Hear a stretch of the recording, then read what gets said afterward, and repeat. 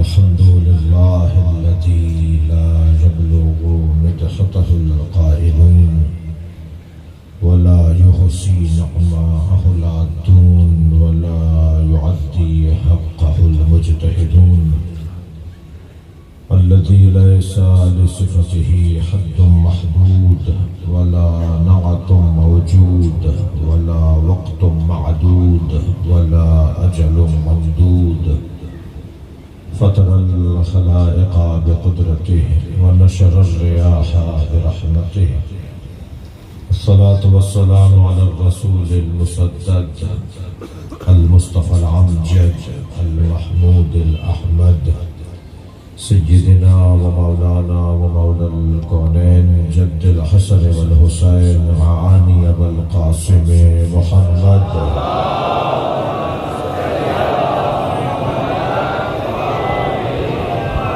وآله الطيبين الطاهرين المعصومين الذين قال الله إنما يريد الله ليذهب عنكم الرجس أهل البيت ويطهركم تطهيرا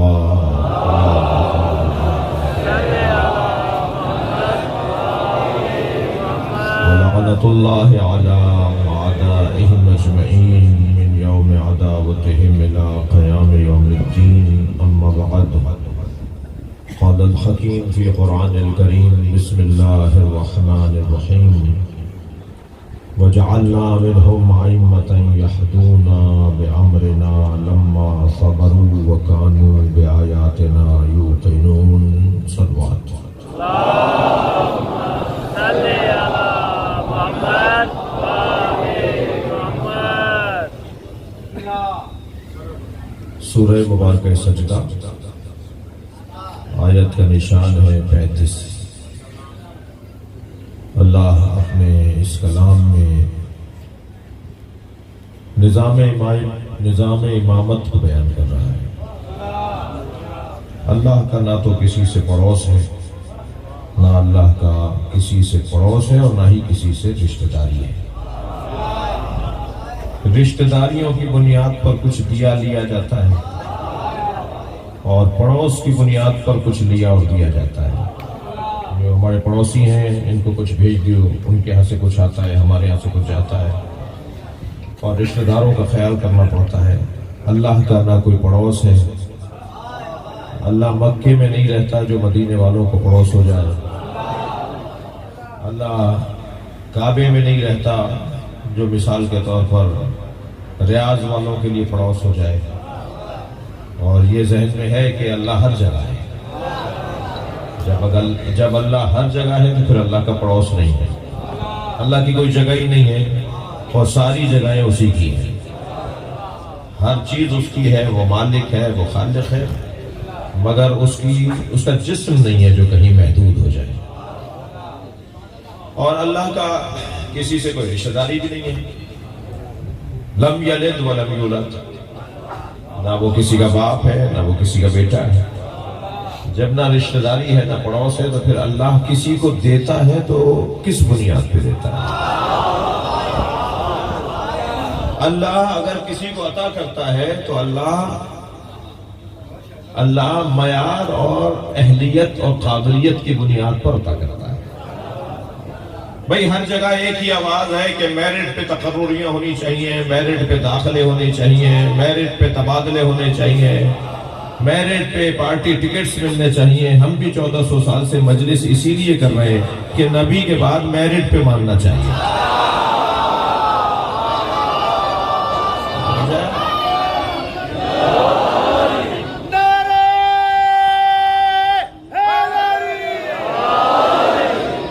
اگر کسی کو بڑا ماننا ہے تو اس کا سبب یہ ہونا چاہیے کہ قابلیت ہو، اہلیت ہو.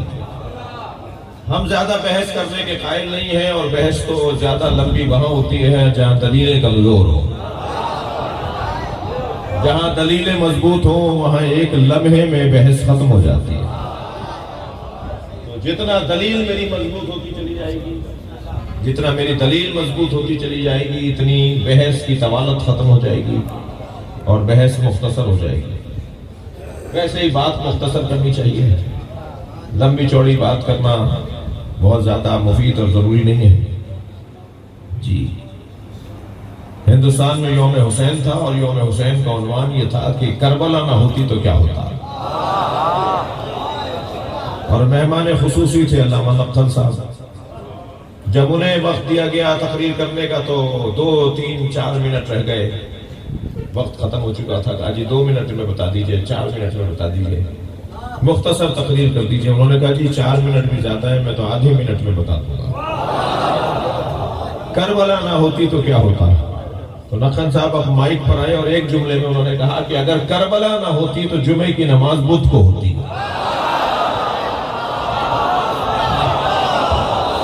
صلوات پڑھیں ذرا محمد و آل محمد۔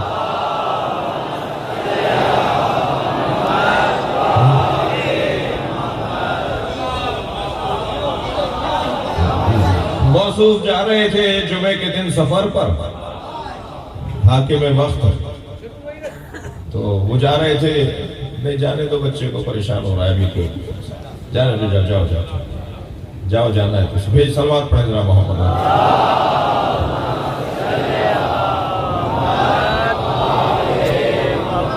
اس سے بہتر اور بلند صلوات پڑھیں۔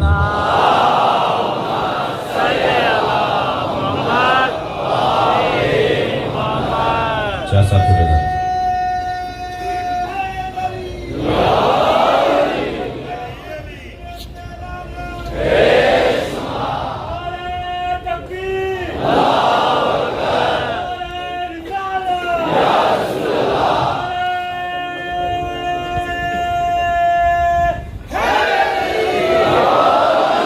ایک پیش نماز کو دیکھا جو ایک ٹانگ پہ کھڑے ہو کے نماز پڑھا رہا تھا، اور ایک ٹانگ اس نے ہوا میں معلق کی بھی تھی، ہوا میں اٹھائی بھی تھی ٹانگ، اور ایک ٹانگ پہ نماز پڑھا۔ لطیفہ نہیں سنا رہا؟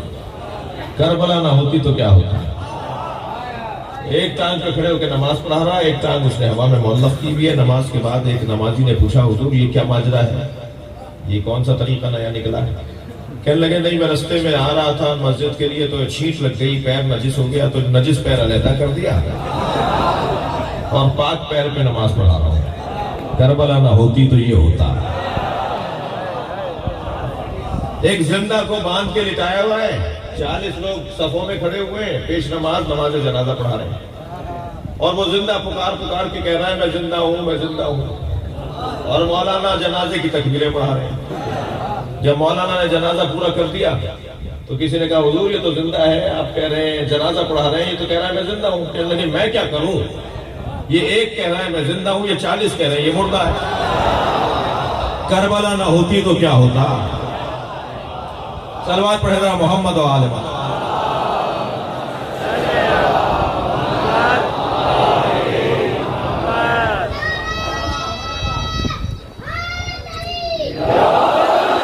افغانستان میں ایک جنازہ لے کر جا رہے تھے کچھ عرصے پہلے، جہاں جب یہ حکومت تھی ایک خاص، تو جنازہ لے کر جا رہے تھے تو جنازے کو روک لیا گیا کہ یہ کس کا جنازہ ہے ذرا دکھاؤ۔ دیکھا تو جس کا جنازہ تھا اس نے داڑھی مونڈی ہوئی تھی، کلین شیو تھی۔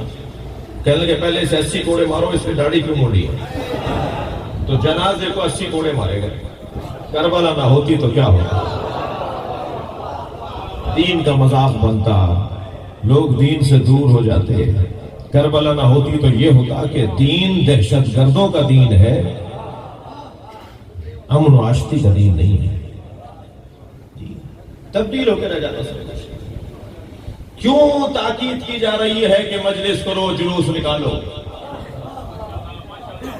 کیوں مجلس کے خلاف اور جلوس کے خلاف کوششیں کی جاتی ہیں، بند کروائے جاتے ہیں، روکے جاتے ہیں؟ بس سمجھ لو جب تک مجلسیں ہوتی رہیں گی کربلا کی شکل باقی رہے گی، اور کربلا کا ذکر دین کی تحفظ کی ضمانت ہے۔ دین جیسا تھا جو نبی لائے تھے ایسا ہی محفوظ رکھنے کی ضمانت کو عزاداری کہا جاتا ہے۔ لہذا میں اپنے سنی بھائیوں سے مخاطب ہوں، عزاداری کسی کو برا کہنے کے لیے منعقد نہیں کی جاتی۔ ہمارے پاس وقت ہی نہیں ہے کہ ہم کسی کو برا کہیں۔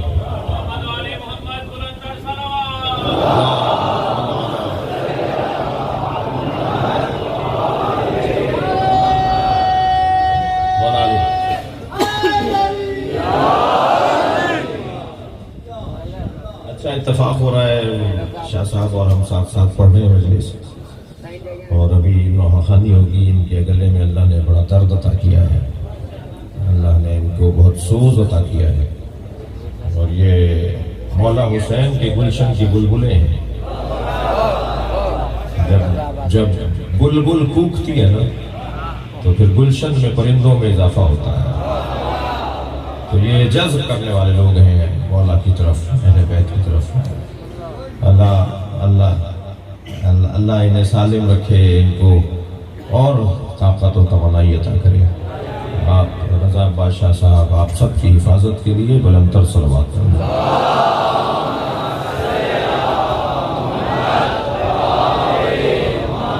میرے لیے یہ مجلس تھوڑی سی عجیب ہے، اس لیے کہ میرے میزبان جناب مطار علی شاہ وہ ہمارے درمیان نہیں رہے۔ 7 محرم کو محبوب علی شاہ کی طرف سے جو جلوس تھا، آپ سب کی طرف سے تھا، اس میں حاضر ہوا تھا، تو یہاں بیٹھے ہوئے تھے وہ کرسی پر۔ اللہ ان کی مغفرت فرمائے، اور خاص طور پہ جام شوروں کی سطح پر، عام طور پر سندھ میں کئی شہروں میں شاہ صاحب کا بڑا کام تھا، بڑی خدمات تھیں۔ میری آرزو ہے کہ اسی مرحلے پہ ایک سورہ فاتحہ ان کے لیے پڑھ لی جائے، اور 3 مرتبہ سورہ اخلاص۔ شاہ صاحب سید مطار علی شاہ موسوی میں سید علی نواز شاہ موسوی رحم اللہ من قرأ الفاتحہ۔ بسم اللہ الرحمن الرحیم، الحمد للہ رب العالمین الرحمن الرحیم، ایاک نعبد و ایاک نستعین، اهدنا الصراط المستقیم، صراط الذین انعمت علیہم غیر المغضوب علیہم ولا الضالین۔ بسم اللہ الرحمن الرحیم، قل هو اللہ احد لا الصمد لم یلد ولم یولد ولم یکن له۔ بسم اللہ الرحمن الرحیم، قل هو اللہ احد لم یلد ولم یولد ولم یکن له کفوا احد۔ مغفرت کے لیے، اور مہتاب حسین بیمار ہیں، آپ کے ذہنوں میں بھی جو بیمار ہوں، مریض ہوں، پریشان حال ہوں، بے روزگار ہوں، بے اولاد ہوں، مختلف پریشانیاں، مختلف حاجات ہیں ہمارے ذہنوں میں، ان تمام کی برابری کے لیے، صحت یابی کے لیے، مغفرت کے لیے بلند تر صلوات کریں۔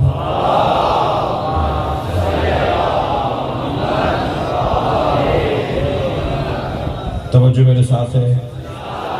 پروردگار عالم کا نہ کسی سے پڑوس ہے، نہ اللہ کی کسی سے رشتہ داری ہے۔ اللہ قابلیت کی بنیاد پر مقام عطا کرتا ہے، اہلیت کی بنیاد پر مقام عطا کرتا ہے۔ جی آپ اور میں اگر اپنی قابلیت بڑھا لیں تو اللہ ہمیں بھی بہت کچھ دے دے گا۔ صلاحیتوں کو بڑھانے کی ضرورت ہے۔ یہ جو تشیع کا وزن آپ کے کاندھے پر ہے نا، یہ جو ذکر حسین کی سنگینی آپ کے کاندھے پر ہے، اس سنگینی میں اضافہ ہو جائے گا اگر میں اپنی قابلیت کو بڑھا لوں۔ اور یقین جانیے یہ ذکر وہ ہے کہ جس کی آرزو کے لیے انبیاء کرام کہتے رہے کہ کاش ہم حسین کے عزادار ہوتے۔ بہت بڑا مقام ہے عزاداران امام حسین کا، لہذا اپنی قابلیت میں اضافے کی ضرورت ہے۔ جتنی میری اور آپ کی قابلیت بڑھتی چلی جائے گی، اتنا ہمارا کام بڑھتا چلا جائے گا۔ جو پتھر سنگین ہوتا ہے اسے اٹھانے کے لیے بھی طاقتور انسان چاہیے، تو میں کیا کروں کہ میں طاقتور ہو جاؤں تاکہ میں سنگین پتھر اٹھا لوں؟ 2-3 موٹی موٹی چیزیں ہیں جن کو اگر میں حل کر لوں اور انہیں حاصل کر لوں تو میں طاقتور ہو جاؤں گا۔ یہ بات میں کئی جگہ کہہ چکا ہوں، زاویہ بدل کر، پہلو بدل کے، اینک تبدیل کر کے کئی جگہ یہ بات کر چکا ہوں۔ اب یہاں پر بھی میں تبدیل کر کے ایک نئے زاویہ سے عرض کر رہا ہوں۔ اگر کوئی چاہتا ہے کہ اللہ کے دین کی سنگینی کو اپنے کاندھوں پر اٹھائے تو 3 صفتیں اپنے اندر ایجاد کرے۔ سب سے پہلی صفت یہ ہے کہ شجاع بنے، بزدل نہ رہے، بہادری اپنے اندر لے کر آئے۔ اور شجاع وہ شخص ہوتا ہے جس کے اندر اعتماد ہو۔ بزدلی، ویسے بھی علی کے چاہنے والے کو بزدل نہیں ہونا چاہیے، اور بزدل کو علی کا نام بھی نہیں لینا چاہیے۔ بزدل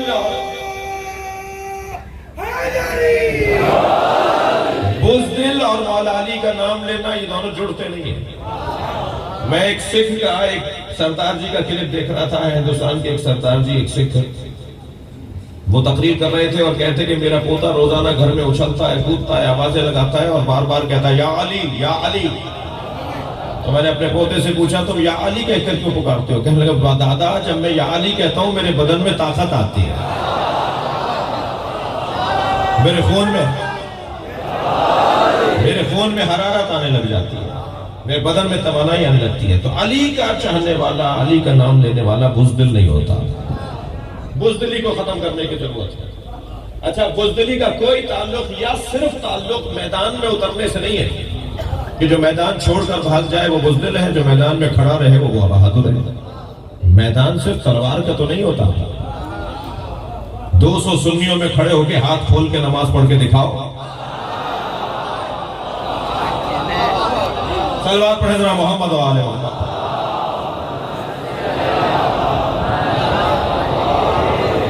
یہ کون سا بہادر ہے؟ یہ کیسا نعرہ حیدری لگاتا ہے جب دیکھتا ہے جیسا ماحول ویسے ہی ڈھل جاتا ہے. مجھے وہ سنی بڑا اچھا لگتا ہے جو لاکھوں شیعوں میں ہاتھ باندھ کے نماز پڑھتا ہے. کربلا میں امام حسین کے حرم میں، امام رضا کے حرم میں وہ ایک سنی کھڑا ہوا ہاتھ باندھے ہوئے نماز پڑھ رہا ہوتا ہے لاکھوں شیعوں کے درمیان. مجھے واللہ بہت اچھا لگتا ہے. اس لیے مجھے اچھا لگتا ہے کہ وہ ہاتھ باندھ کر بتاتا ہے جو دین میں نے سمجھا ہے اس پہ عمل کرنے کی جرت بھی رکھتا ہوں. اور دوسرا پیغام وہ سنی یہ دے رہا ہوتا ہے، خبردار لاکھوں شیعوں میں کھڑے ہو کر بھی ہاتھ باندھ کے نماز پڑھنی پڑے تو پڑھ لینا، شیعہ مارتے نہیں ہیں. صلوات پڑھیں گے محمد و آل محمد.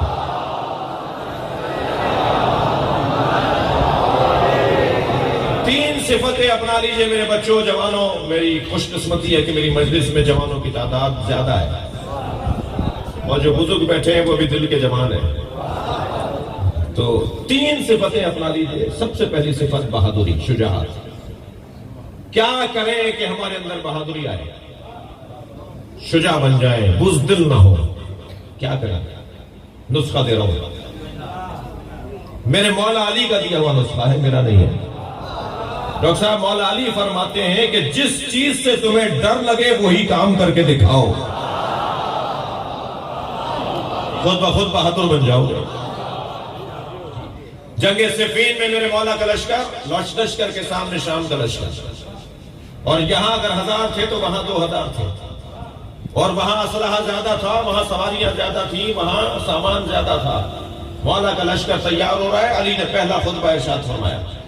میرے مولا نے خطبے میں ارشاد فرمایا جو سامنے لشکر آیا کھڑا ہے یہ ہمارا دشمن نہیں ہے، اور پورا خطبہ دے دیا اس بات پہ کہ یہ ہمارا دشمن نہیں ہے. تو ایک کھڑا ہو گیا ہمارے مولا کا چاہنے والا، ایک مولا کے لشکر کا لشکری سپاہی، اور آواز دے کر کہنے لگا یا علی یہ ہمیں مارنے آئے ہیں، آپ فرماتے ہیں ہمارے دشمن نہیں ہے. جملہ سنے مولا کا نہج البلاغہ میں. مولا فرماتے ہیں یہ ہمارے دشمن نہیں ہے، تمہارے اندر کا خوف تمہارا دشمن ہے.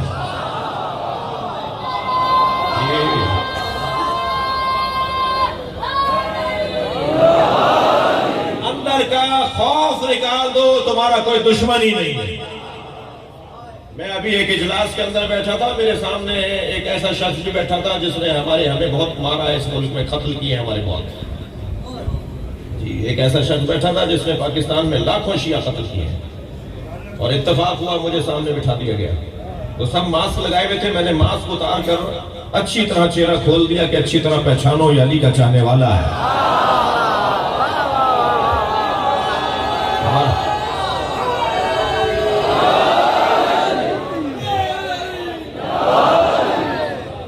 عزیزان گرامی، علی کا چاہنے والا اور بزدل ہو جائے. کبھی اگر پھر بچوں جوانوں کو نسخہ دے رہا ہوں، کبھی کسی افسر کے سامنے چلے جاؤ، کسی ایسے بندے کے سامنے چلے جاؤ جس کا روب تم پر پہلے سے ہو، اور وہاں جا کے بیٹھو اور دل کی دھڑکنیں بڑھنے لگیں تو زیادہ پریشان ہونے کی ضرورت نہیں ہے. صرف ایک لمحے کے لیے سیدہ سے تبصر کرو، ایک لمحے کے لیے رابطہ اپنا بی بی سے. بی بی آپ کا نوکر ہے، بی بی آپ کا نوکر بیٹھا ہوا ہے سامنے، یعنی میں اس کا بی بی آپ کا نوکر، میں اس کے سامنے بیٹھا ہوا ہوں. آپ یقین جانیے کہ جو طاقت آپ کے اندر آئے گی، یہ ساری روحانی باتیں کر رہا ہوں میں، یہ ساری روحانی باتیں ہو رہی ہیں، یہ کسی کتاب میں نہیں ملیں گی، تجربہ کر کے بتانا پڑے گا. تو یہ تجربے کی باتیں عرض کر رہا ہوں. علی کا چاہنے والا اور بزدل. پھر بات تکراری کر رہا ہوں، مجھے معاف کیجئے، مگر بار بار اس زمانے میں کرنے کی ہے. ایک صاحب مجھ سے کہنے لگے ہم نے بہت سنی دیکھے جو شیعہ ہوئے ہیں. میں نے کہا میں نے بہت شیعہ دیکھے جو سنی ہوئے ہیں. کہنے لگے آپ نے کہا شیعہ دیکھ لیے جو سنی ہو گئے. میں نے کہا ہمارے 21ویں گریڈ کے افسران ہیں, ہمارے زمیندار, ہمارے وڈیرے, ہمارے سیاستدان جب چاہتے ہیں ہاتھ باندھ لیتے ہیں. تمہیں شرمندگی ہے کہ علی کو مانتے ہو؟ سینہ چوڑا کر کے کہو میں شیعہ ہوں. ہر دور سے زیادہ ضرورت ہے کہ اپنے مذہب کا اعلان کرو. اور عزیزان گرامی کہہ چکے ہیں, بار بار یہاں بھی تکرار کر رہے ہیں, 6 روم کی جلوس اور مجلس کی تیاری کیجئے. ہر سال آپ جلوس میں شریک ہوتے ہیں, کوئی پہلی دفعہ نہیں ہوں گے, جلوس پہلی دفعہ نہیں نکل رہا, لیکن صرف اتنی گزارش ہے کہ اگر جلوس میں ہر سال آپ کمزوری کے ساتھ آدھا جلوس کر کے زیارت کر کے واپس آ جاتے تھے, تو اس سال جلوس شروع ہونے سے ختم ہونے تک غیر حاضری نہیں ہوگی.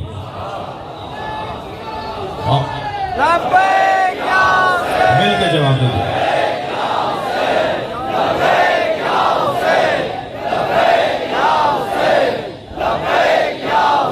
بلندر صلوات پڑھیں. اللہ اللہ. تھک تو نہیں رہے میری باتوں سے؟ ہر سال سے زیادہ جلوسوں میں شرکت ہوگی. اور جو ویل چیئروں پر بزرگ ہیں انہیں بھی باہر لے آئیے, جو گودوں کے بچے ہیں انہیں بھی باہر لے آئیے. اور پورے جلوس میں چند جھنڈے پاکستان کے بھی ہوں گے.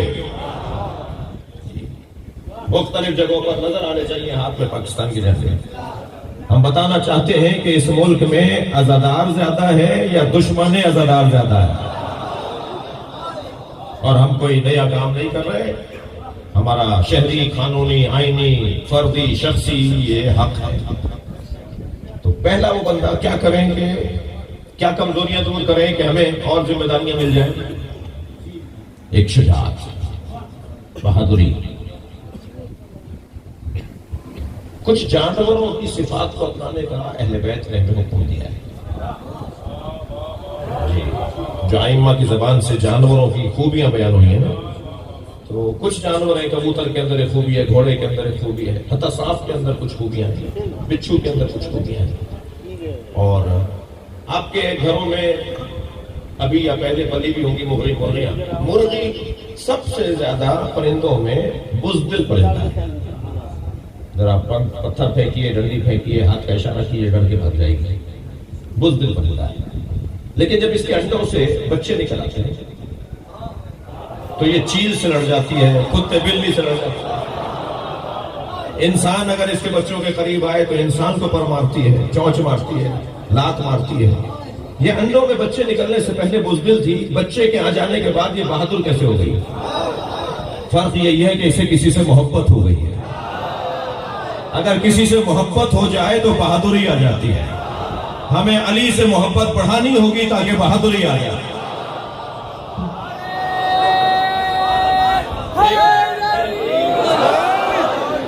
ایک بہترین رستہ محبت ہے علی مولا سے اور اہل بیت سے, جو بہادری کو بڑھائے گا. یہ کمزوری دور ہو جائے. دوسری کمزوری بتاؤں, اسے بھی دور کرنے کی ضرورت ہے. وہ ہے بخل, کنجوسی.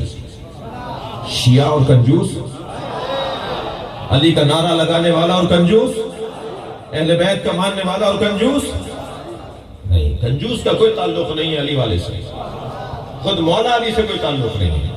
یہ جس دروازے پر آ کر بیٹھا ہے اس وقت میں بارگاہ میں آپ کی جگہ تنگ پڑ گئی ہے, جو یہ جس جگہ پر آ کر بیٹھا ہے وہ گھرانہ وہ ہے کہ ہوتا ہے تب بھی دیتے ہیں, نہیں ہوتا تب بھی دیتے ہیں.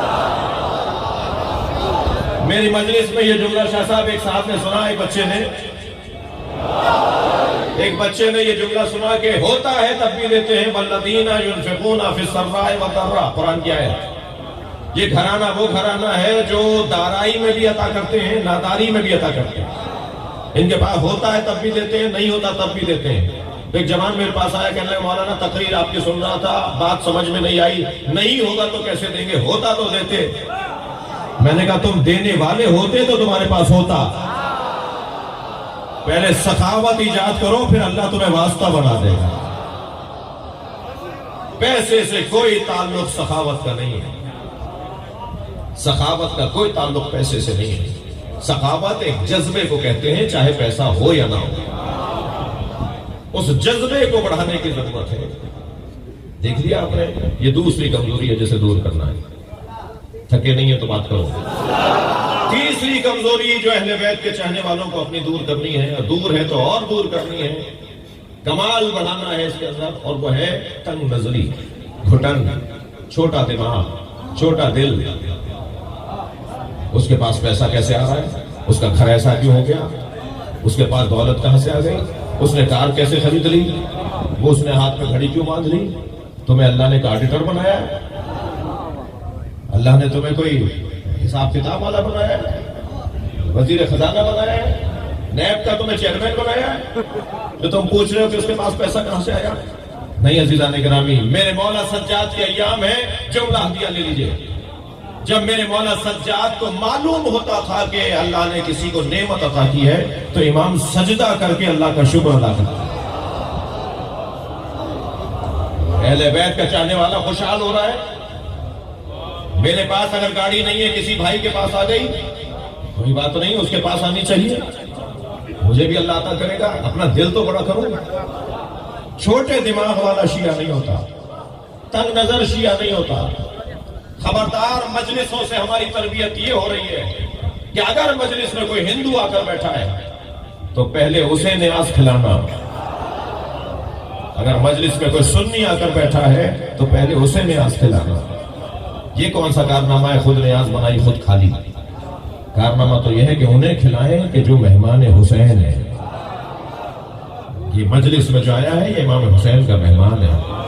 شیعہ امام حسین کی عزاداری کے مالک نہیں ہے، نوکر ہیں، اور نوکروں کو اپنی اوقات میں رہنا چاہیے، مالک کے مہمانوں کا خیال کرنا چاہیے.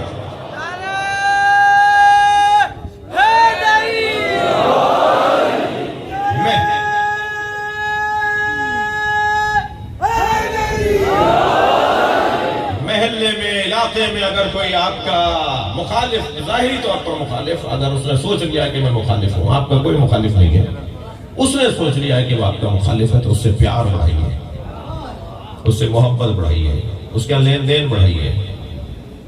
دو گھر بعد کوئی بھائی رہتا ہے، سنی بھائی ہے، اس کے ہاں چیز بھیجیے. اگر وہ قائم نیاز نہیں کھاتے تو ناراض نہ ہوئیے، دوبارہ بھیجیے. 3-4 دن بعد پھر تیسری دفعہ بھیجیے. اگر وہ نیاز لوٹا دے تو پریشان نہ ہو، یہ آپ کا اور اس کا مسئلہ نہیں ہے، اس کا اور حسین کا مسئلہ ہے. اور میں آپ کو یقین کے ساتھ کہہ رہا ہوں کہ 3 دفعہ سے زیادہ آپ کو زحمت نہیں کرنا پڑے گی، 4تھی دفعہ اس کے ہاں سے نیاز آئے گی. ہم بھی نیاز کرتے ہیں. سب سے زیادہ اخلاق ہے جو انسان کو کامیابیاں دلوا سکتا ہے. میل ملاپ، اخلاقیات، اچھے انداز سے بات کرنا، ذہن کو بڑا کرنا، تنگ نظری سے باہر آنا. اور میں پھر گزارش کروں گا اپنے بچوں اور جوانوں سے، خبردار، اہل سنت کے مقدسات کی توہین کرنا حرام ہے. اہل سنت کے مقدسات کی توہین کرنا حرام ہے. دقت ہے، اہل سنت کے مقدسات کی توہین کرنا حرام ہے. اس کا یہ مطلب بھی ہرگز نہیں ہے کہ ہم ان کی پیروی کرنے لگیں جن کی وہ پیروی کرتے ہیں. نہیں، ہم جو پیروی کرتے ہیں ان سے زیادہ اچھے ہوتے تو ہم کسی اور کو کرتے ہیں. ہم جن کی پیروی کرتے ہیں، اہل سنت کے مقدسات کی توہین کرنا حرام ہے، لیکن پیروی ہم علی کی کریں گے، پیروی ہم اہل بیت کی کریں گے. اور میں اگر حضرت ابوبکر کا قول تمہیں سنا دوں تو جا کے انہیں سنا دو کہ حضرت ابوبکر فرماتے ہیں لم تلد النساء مثل علی بن ابی طالب، کائنات میں کوئی عورت نہیں ہے جس نے علی جیسا بچہ جنا.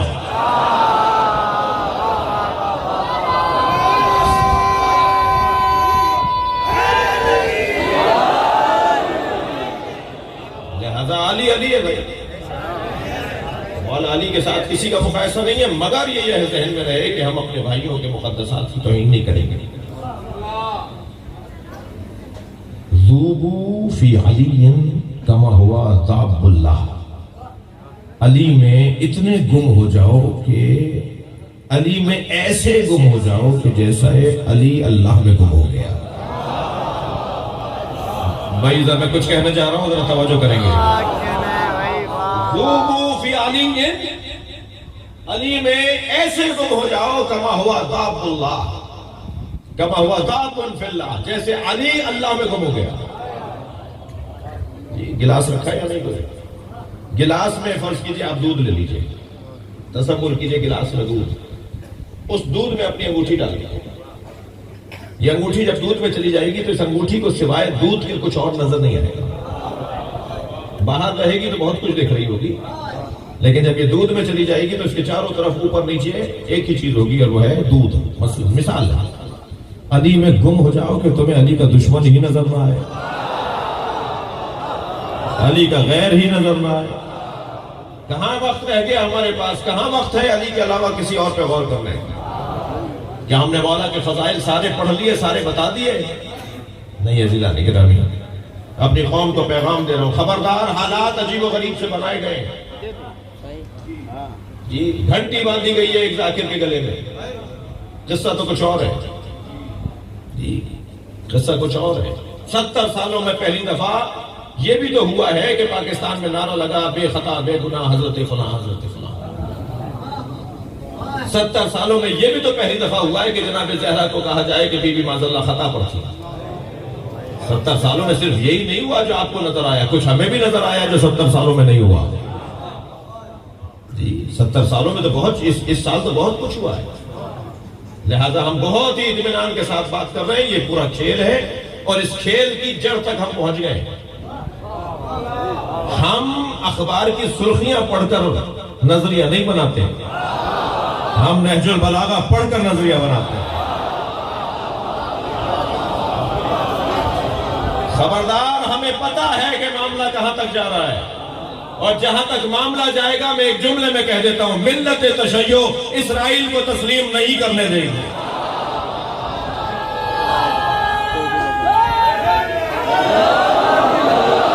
بلندتر صلوات پڑھے محمد و آل محمد.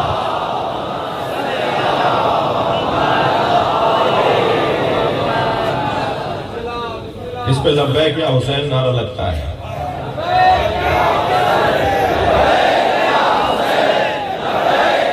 مل کر جواب دیجیے.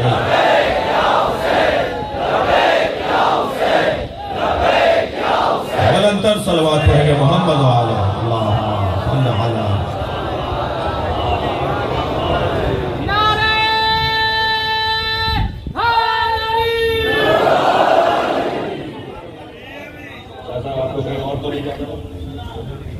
توجہ ہے، اللہ کا کسی سے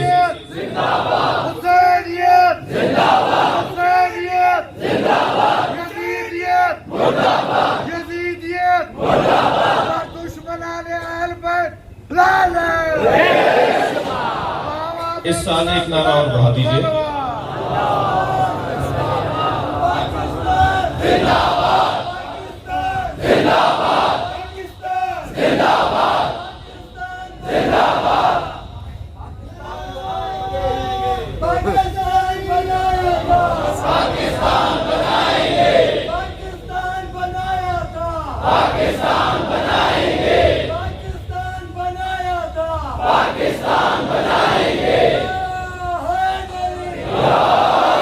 ماشاءاللہ.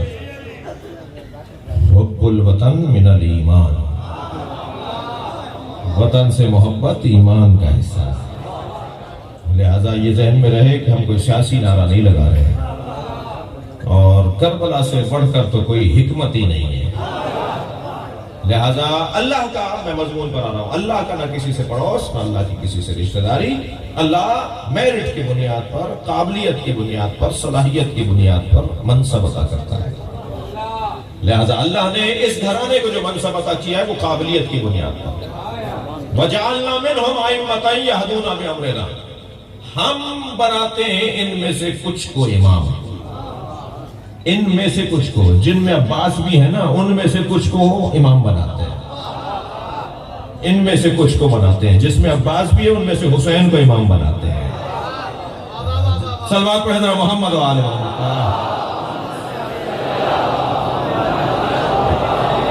ہم ان میں سے کچھ کو امام بناتے ہیں. اور کس کو امام بناتے ہیں؟ جس کے اندر یہ 3 صفتیں پائی جاتی ہیں. یہدون بامرنا، جس کے اندر ہمارے امر کی ہدایت کرنے کی صلاحیت ہے. ہر آدمی ہر کام نہیں کر سکتا. جسے قرآن یاد نہ ہوتا ہو وہ تفسیر کیا بتائے گا؟ وہ تفسیر کیا بتائے گا؟ جی قرآن مجید کی تفسیر، اللہ کے دین کی تشریح وہ کرے گا جس میں قابلیت ہو۔ جی ہارون رشید نے، معاف کیجیے گا، متوکل نے منت مان لی اس کی ماں نے کہ اگر میرا بچہ ٹھیک ہو گیا، بیمار ہو گیا تھا، ٹھیک ہو گیا تو میں کثیر سجدہ، کثیر صدقہ اللہ کی راہ میں دوں گی۔ کیا؟ کثیر صدقہ اللہ کی راہ میں دوں گی۔ متوکل کی ماں نے منت مانی، متوکل ٹھیک ہو گیا تو کہا جی کثیر صدقہ دیں۔ تو کہا کتنے دیں؟ 20 25 50 جانور دے دیں، سونا دے دیں، صدقہ کیا دیں، کتنی تعداد میں دیں، کثیر کسے کہتے ہیں؟ تو کسی مفتی صاحب نے کہا جی 20 دے دیجئے۔ اس نے کہا جی 20 کیوں، 25 کیوں نہیں؟ کسی نے کہا جی 25 دے دیجئے، انہوں نے کہا 25 کیوں؟ وہ سمجھ رہے تھے کہ زیادہ بڑھانا چاہ رہے ہیں۔ کسی نے کہا جی 30 دے دیجئے، انہوں نے کہا 30 کیوں؟ دلیل دو نہ، 20 والے کے پاس دلیل کہ 20 دے دے تو کثیر، نہ 25 والے کے پاس دلیل کہ 25 دے تو کثیر۔ اب یہ سارے پریشانی بڑھتی گئی، تو جب پریشان ہوتے ہیں نا تو انہیں ہمیشہ مشکل میں مشکل کشا کے ان کی اولاد ہے۔ کہنے لگے اس کا جواب دیں گے علی النقی، شیعوں کے امام، میرے مولا نقی کا دور ہے۔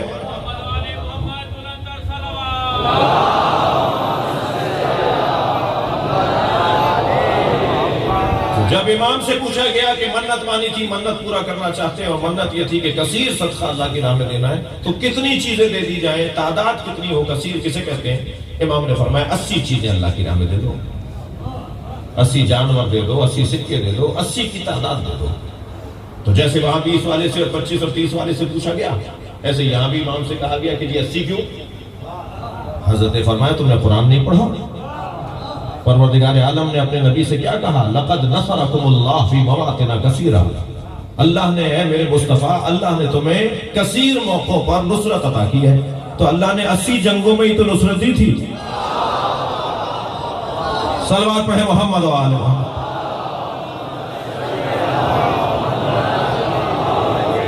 تو سب سے پہلی صفت کیا؟ یہدونا بامرنا، جو ہمارے امر کی ہدایت کرنے کی قابلیت اور صلاحیت رکھتے ہیں۔ ہر ایک کے بس کی بات نہیں ہے، ہر ایک کے بس کی بات نہیں ہے۔ ابو ذر غفاری 10 آیتوں کے فقیہ تھے، 6000 سے زیادہ آیتیں۔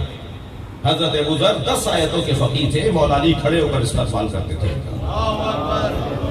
جو 10 آیتوں کا فقیہ ہو، علی کھڑے ہو کر استقبال کر رہا ہے، اور نبی علی کے لیے کہہ رہے ہیں یہ مکمل قرآن ہے۔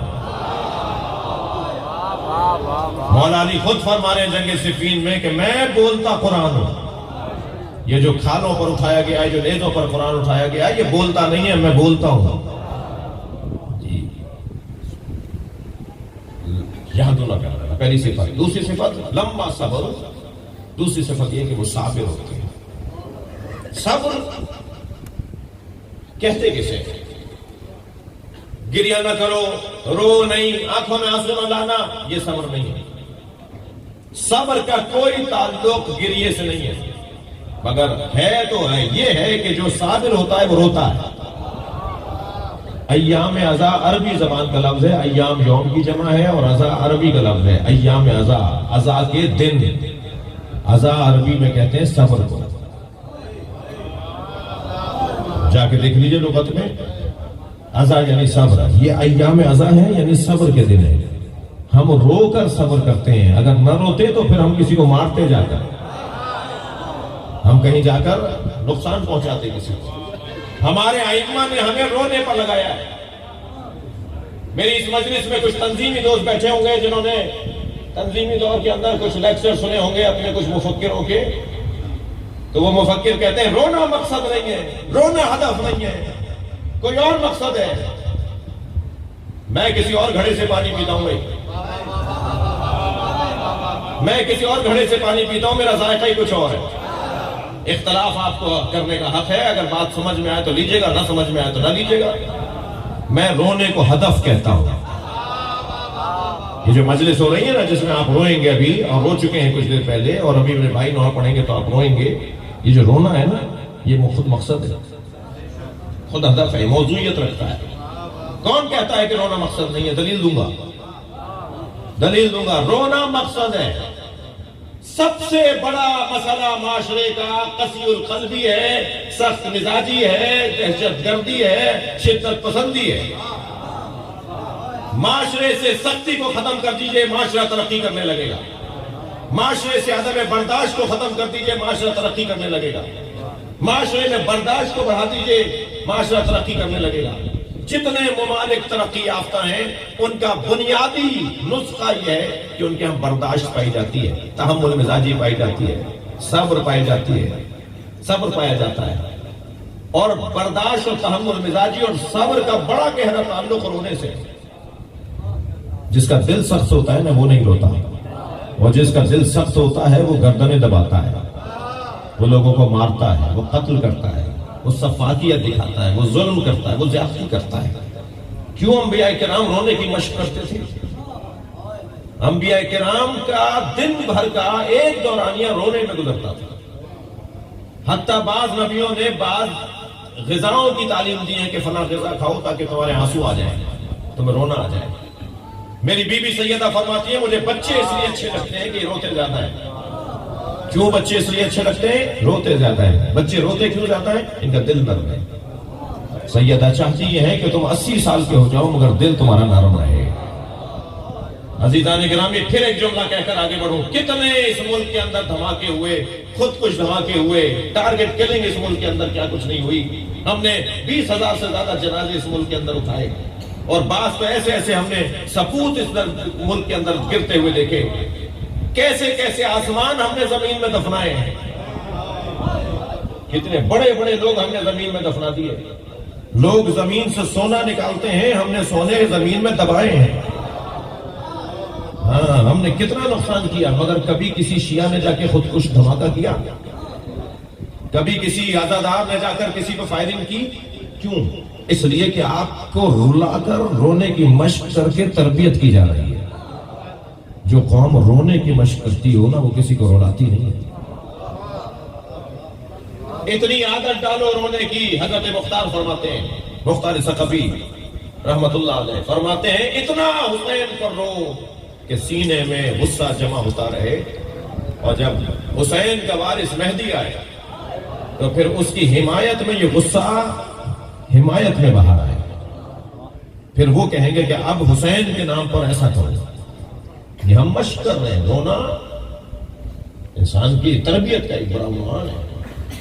جو روتے ہیں نا ان کا دل نرم ہوتا ہے، وہ رلاتے نہیں ہیں کسی کو۔ لہذا کہا ہے معصوم نے اگر رونا نہ آ رہا ہو تو رونے کی شکل بناؤ، رونے کا ماحول بناؤ، رونے کا انداز اپناؤ۔ جن کو آنسو نہیں آتے، برابر والا رو رہا ہو تو اللہ سے دعا مانگا کرے، یا اللہ مجھے رونا نہیں آ رہا، میرے برابر والا رو رہا ہے، مجھے ایک ہی آنسو کا قطرہ دے دے۔ تو اس مجلس میں اگر ایک قطرہ بھی آنسو کا آ گیا نا، صبر، ایام عزا یعنی ایام برداشت۔ روتا کون ہے؟ جو برداشت کر رہا ہوتا ہے۔ جب تھپڑ مار کے آ جاتا ہے پھر روتا نہیں ہے، جو بدلہ لے کے آ جاتا ہے پھر روتا نہیں ہے۔ روتا کون ہے؟ روتا وہی ہے کہ جو برداشت کر رہا ہوتا ہے۔ لما صبر وکانوا بآیاتنا یوقنون۔ اور تیسری صفت جنہیں اللہ امام بناتا ہے ان کی یہ ہے کہ وہ اللہ کی آیات پر یقین رکھتے ہیں۔ آپ کو کسی چیز پہ یقین ہو اور دوسرے اس بات کو مان نہ رہے ہوں اس لیے کہ یقین نہیں ہونے، تو آپ کی دیدی کچھ اور ہوگی، آپ کی دیدی کچھ اور ہوگی۔ آپ کہیں گے ان کو پتہ ہی نہیں، جو میں دیکھ رہا ہوں یہ دیکھ ہی نہیں۔ وہ جو دل کی آنکھیں ہوتی ہیں نا، جیسے یقین کہا جاتا ہے، یہ نہیں کہنے کو بھائی یہ میری بات نہیں مان رہے، میری بات نہیں سمجھ رہے، انہیں پتہ ہی نہیں ہے کہ میں کیا کہہ رہا ہوں۔ یقین کی کیفیت ہے۔ عزیزان گرامی، کربلا میں یقین والوں کا اجتماع تھا، اور کربلا میں حسین مولا کا یقین تو بہت بلند درجے کا تھا۔ سلام اس سکینہ پہ ہو جنہوں نے اس پورے سفر میں کبھی شکوہ نہیں کیا۔ کوئی ایک کہیں دکھا دیجئے روایت کہ بی بی نے اپنی پھوپھی سے کہا ہو، پھوپھی اماں معاذ اللہ یہ ہمارے ساتھ کیوں ہو رہا ہے؟ نہیں، شکر کرتی رہی، صبر کرتی رہی۔ کبھی غور فرمایا کہ اس بچی کی شہادت زندان میں کیسے ہوئی؟ عزادارو، دم گھٹنے سے ہوئی ہے۔ کتنا برداشت کرتی ہے 4 سال کی بچی؟ اس نے کربلا میں کیسے کیسے منظر دیکھے ہیں. آپ بھی صاحبان اولاد بیٹھے ہوئے نا, آپ کے گھروں میں بھی بچے ہیں, آپ کے گھروں میں بھی بچیاں ہیں. کچھ دیر کے لیے سوچیں کہ کیا گزرا ہے اس بچی کے اوپر, کیا منظر دیکھا اس نے کہ جب بھائی سجاد کے نیچے سے بستر کھینچا جا رہا تھا. مجھ سے بیان نہیں ہو پائے گا مختل کی ایک کتاب میں کہ ایک لوٹنے والے یزیدی سپاہی نے جب امام سجاد کا بستر کھینچا نا تو امام لیٹے ہوئے تھے, منہ کے بل تبدیل ہو گئے, اور بہن سکینہ تھی جو بھائی کو سنبھال رہی تھی. یہ کیا منظر تھا جو اس بچی نے دیکھا. اجرکم اللہ, اللہ کسی غم میں نہ رلائے آپ کو سوائے غم اہل بیت میں رونے رلانے والوں میں قرار دے. اس بچی نے اور منظر دیکھا. کیا دیکھا کہ بابا کے لاشے پہ گھوڑا دوڑایا جا رہا ہے. یہ منظر بھی اس بچی نے دیکھا. اور پھر وہ منظر کیسا تھا جو سکینہ نے دیکھا کہ پھوپھی کے سر سے چادر اتر رہی ہے. اور وہ منظر کیسا تھا کہ ایک شخص نے جناب سکینہ کا گوشوارہ مانگا نہیں ہے.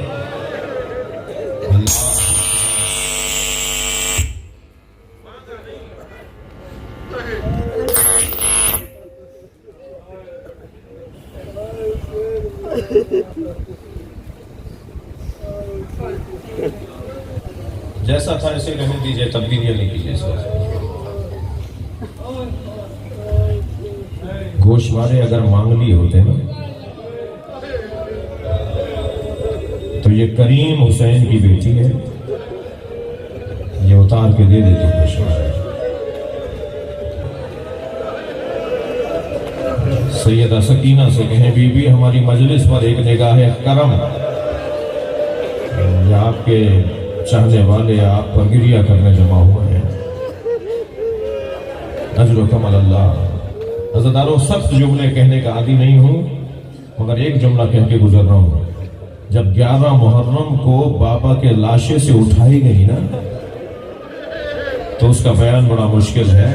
ایک شخص نے بالوں کی طرف ہاتھ بڑھایا اور ایک شخص نے تازیانہ اٹھایا. جناب زینب کی آواز آئی, سکینہ بابا کا لاشا چھوڑ دو.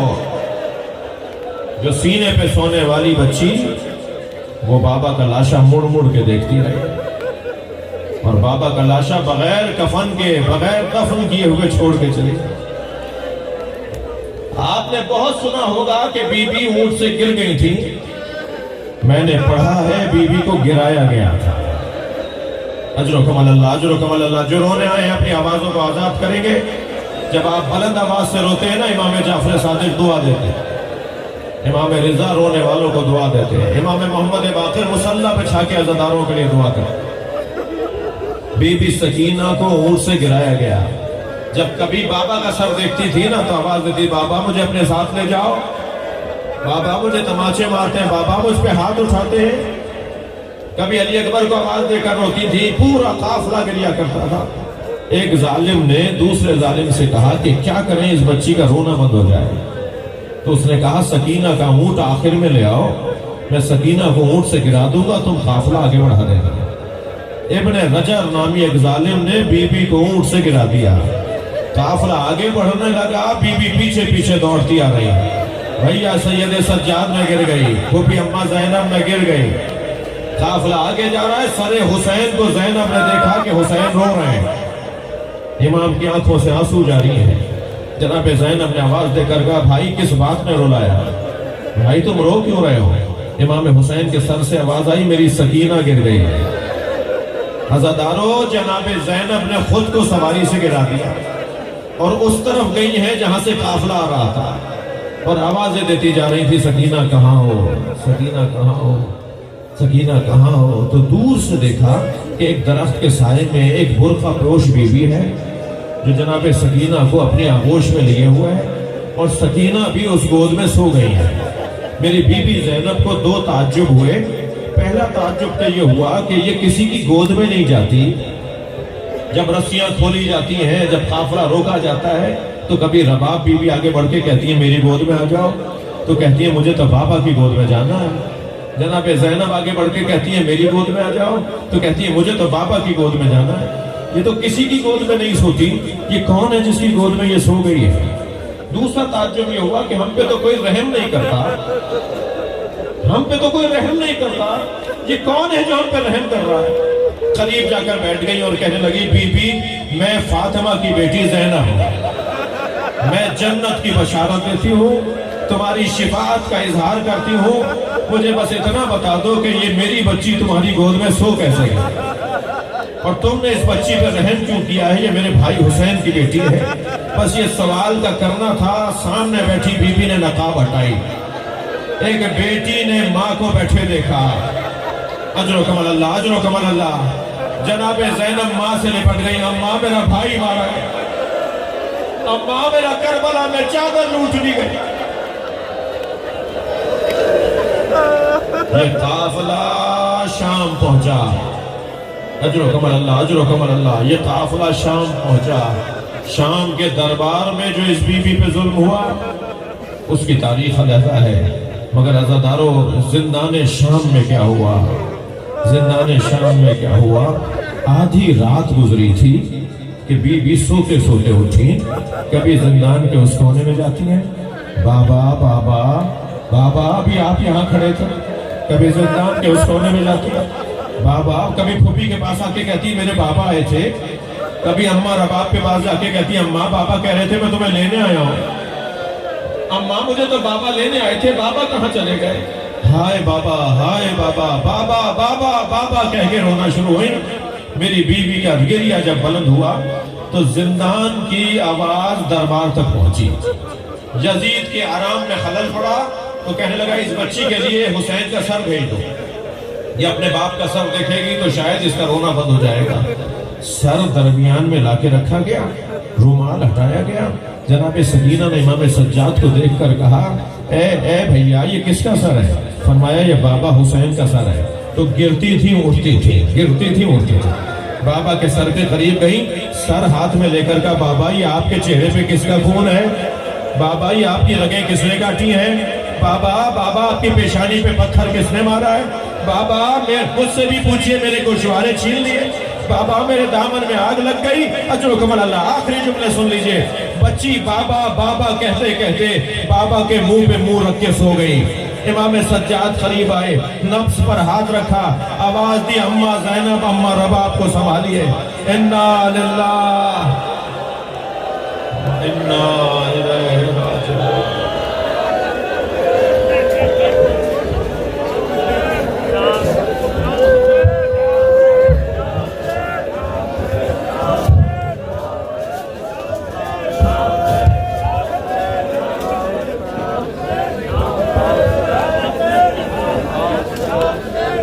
میں پیا پردہ سجاد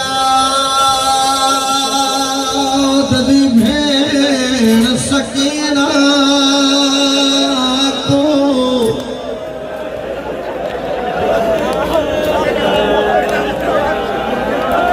کہیں وکھری موت پہ آئی، کہے ظالم دے تر لاہے، کہے گھوڑے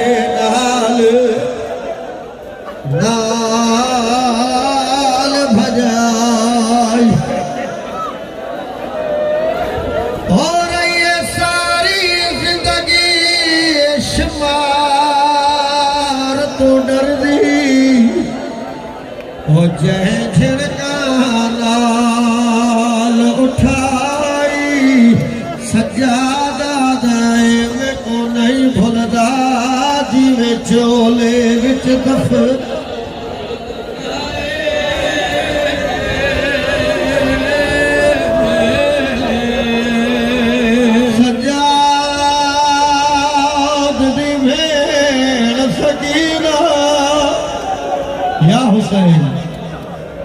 زندان وچوں پیو باقر دے جڑا چائی لاش سکینہ دی،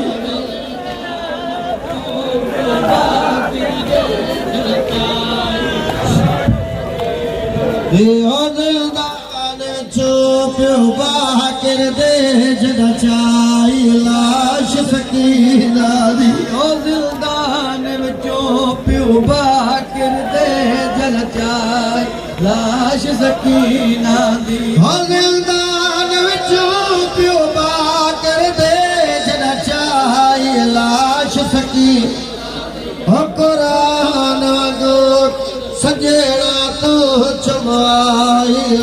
ਲਾਸ਼ ਸਕੀਨਾ ਦੀ